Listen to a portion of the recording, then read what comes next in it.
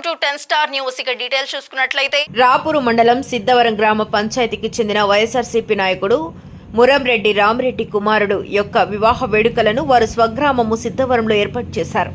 ఈ వేడుకల్లో పాల్గొని వధూవరులను ఆశీర్వదించిన తిరుపతి జిల్లా వైఎస్ఆర్సీపీ అధ్యక్షులు నేదురుమల్లి రామ్కుమార్ రెడ్డి గారు, ఎమ్మెల్సీ మేరీగా మురళీధర్ మరియు వారి వెంట రాపూరు మండల నాయకులు ఉన్నారు.